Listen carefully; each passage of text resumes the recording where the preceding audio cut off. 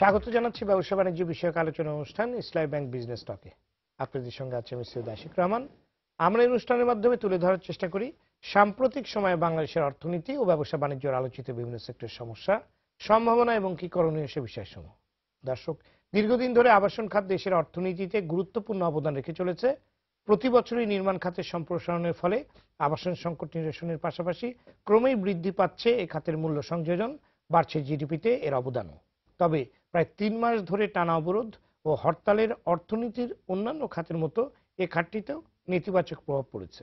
Flat বিক্রি করতে না পারা, নতুন বিনিয়োগ না হওয়া, প্রকল্প এলাকায় পণ্য সামগ্রী পৌঁছতে বাধাগ্রস্ত হওয়া এবং শুষ্ক মৌসুমকে কাজে লাগাতে না পারায় নির্মাণ কাজ প্রায় স্থবির হয়ে পড়েছে বলে দাবি করছেন রিহাব।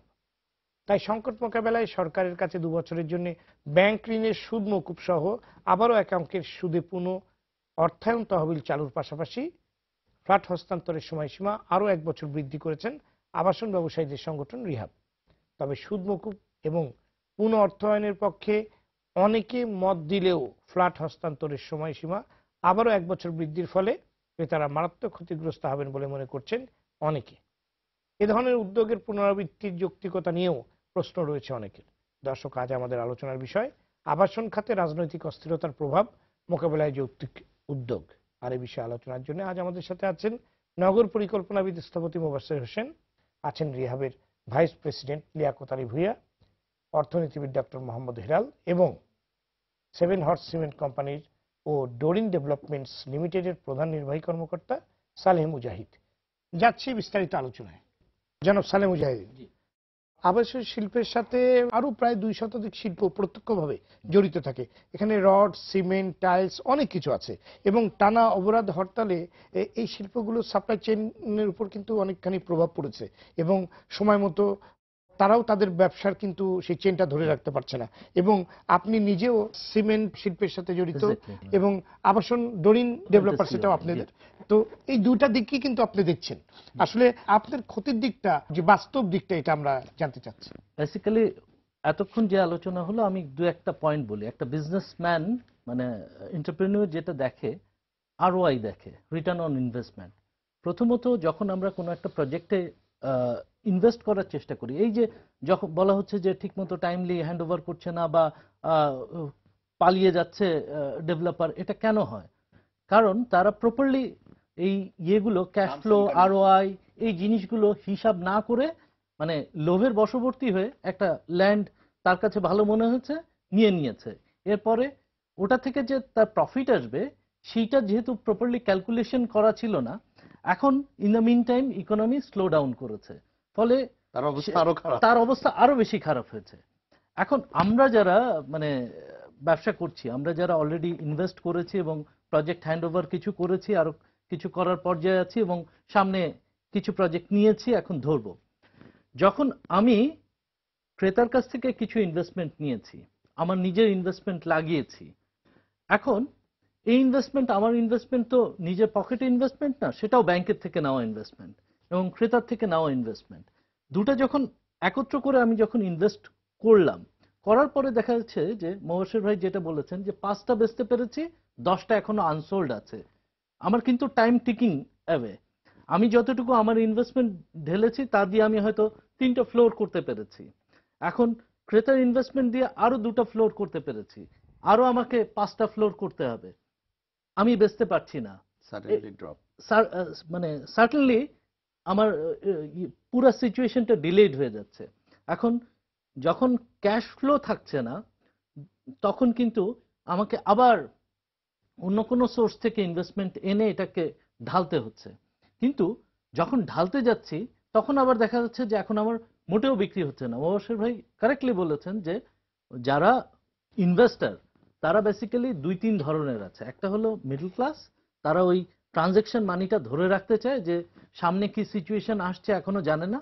আর একটা ক্লাস আছে তাদের মানে কালো টাকা, যেটা এখন কালো টাকা ইনভেস্ট করতে চায়। এখন কালো টাকা ইনভেস্টমেন্টের সবচেয়ে বড় প্রবলেম হলো আজকে সে কালো টাকা সাদা করছে, কিন্তু কালকে এই কালো টাকাই তার জন্য কাল হবে কিনা হি ডাজন্ট নো, সে জানে না। কিন্তু কারণ বাংলাদেশের পরিস্থিতি, পরে বললো যে যে মাঝে মধ্যে আমাদের কাছ থেকে এক এক সময় তথ্য নেওয়া হয়েছে, এখন কেউ তো ওই সিকিউরড ওয়েতে যে ইনভেস্ট করবে সেই জায়গাটা, আমার কাছে তো কোনটা কালো টাকা কোনটা সাদা টাকা, that is not the case.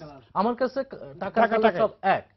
কাজে ওখান থেকেও কিন্তু ইনভেস্টমেন্টের একটা মানে অনিশ্চয়তা, তারা ইনভেস্ট করতে ভয় পায় এই ধরনের আনসার্টেন সিচুয়েশন। আবার কি ধরনের সিচুয়েশন সামনে আসতে যাচ্ছে, স্টেবিলিটি থাকবে কি থাকবে না, মানে এগুলো অনেক কিছুই কিন্তু এই সেক্টরটাকে পিছিয়ে দিয়েছে। আর যেটা বললেন যে লিঙ্ক যে ইন্ডাস্ট্রিগুলো আছে, যেহেতু আমি সিমেন্টে আছি, সিমেন্টের সবচেয়ে বড় ক্রাইসিস হয়েছে কয়েকটা কারণে, আমরা খুব সাফার করেছি। একটা শ্যালা নদীর জন্য ফ্লাই অ্যাশটা আসা বন্ধ ছিল।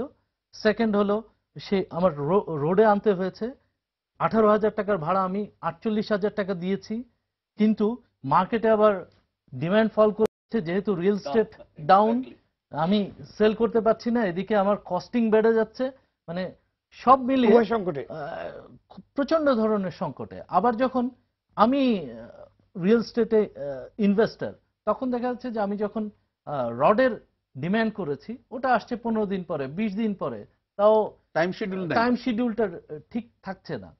ফলে সবকিছু মিলিয়ে মানে সিচুয়েশনটা এখনো যে 100% ইজি হয়েছে তা না, তবে আমি স্টিল হোপফুল যে এটা সিচুয়েশন আবার টার্ন করতে যাচ্ছে। মাঝখানে সেই সুবাতাস আমরা পেয়েছিলাম অক্টোবর নভেম্বরের সময়, তারপরে এসে একটু ঝামেলা পড়েছে, সামনে আই বিলিভ যে আবার সেই সিচুয়েশনটা ভালো সময়টা আসতে যাচ্ছে। কারণ একটা ইন্ডাস্ট্রি এতদিন ধরে ডাউন ট্রেন্ডে থাকতে পারে না। এখন তো অনেকটাই আমরা সুবাতাস দেখছি এবং সচল হওয়ার দিকে যাচ্ছে সবকিছু। আমি একটা খবর দিতে চাই এখানে, মানে আপনার এই খবরটা আমরা জানবো, তার আগে নিয়ে নিচ্ছি ছোট্ট একটি বিরতি।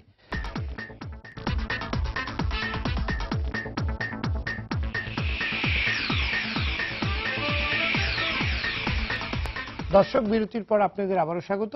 দেখছিলেন ব্যবসা বাণিজ্য বিষয়ক অনুষ্ঠান ইসলামী ব্যাংক বিজনেস টক। জি ধন্যবাদ। সালেম মুজাহিদ, 20 সেকেন্ড আপনার পরামর্শ। আমার পরামর্শ হলো যে যেগুলো রিহ্যাব চেয়েছে আপনার সিঙ্গেল ডিজিট, এটা অবশ্যই দরকার এই মুহূর্তে, এবং 1 বছর হয়তো যেটা আগে বলা হয়েছে কেস টু কেস দেখে দেখে যেখানে দরকার সেটা করা, কেস দেখে দেখেছি। তারপরে আর যেটা যে আপনার সিচুয়েশনটা গভর্নমেন্ট যেভাবেই হোক স্বাভাবিক করতে হবে। দেশের অনিশ্চয়তার মধ্যে এভাবে চলতে পারে না একটা দেশের ইকোনমি। ধন্যবাদ। ধন্যবাদ সবাইকে আমাদের স্টুডিওতে এসে আপনাদের মূল্যবান মতামত দেওয়ার জন্য। দর্শক, অর্থনীতির অন্যান্য খাতের তুলনায় আবাসন খাত একটু বেশি গুরুত্বপূর্ণ, কেননা স্টিল, সিমেন্ট, বালি, কাঠ, রং, থাই অ্যালুমিনিয়াম, টাইলস সহ এই খাতের সাথে জড়িত প্রায় 1.5 শতাধিক ছোট বড় শিল্প। এ খাতের উত্থানে যেমন পুরো অর্থনীতি ঘুরে দাঁড়াতে পারে, তেমনি এর পতনে ক্ষতিগ্রস্ত হতে পারে পুরো অর্থনীতি। তাই এই খাতের সমস্যা নিরসনে সরকারকে অগ্রাধিকার দিতে হবে, ব্যবসায়ীদের বিশেষ সুবিধা দিতে হবে। তবে ব্যবসায়ীদের স্বার্থ রক্ষা করতে গিয়ে কোনোভাবেই যেন ক্রেতাদের অধিকার ক্ষুণ্ণ না হয়, সেদিকটিও দেখতে হবে অত্যন্ত গুরুত্বের সাথে। সর্বোপরি আবাসন খাতে ক্রেতাদের আস্থা ধরে রাখতে হবে, উৎসাহিত করতে হবে, ক্রেতা বান্ধব আবাসন খাত নিশ্চিত করতে হবে। দর্শক, আজ এ পর্যন্তই। আগামী সপ্তাহে আবারও ফিরে আসবো আমি সৈয়দ আশিক রহমান। সবাই ভালো থাকুন, সুস্থ থাকুন, সঙ্গে থাকার জন্য আবারও ধন্যবাদ।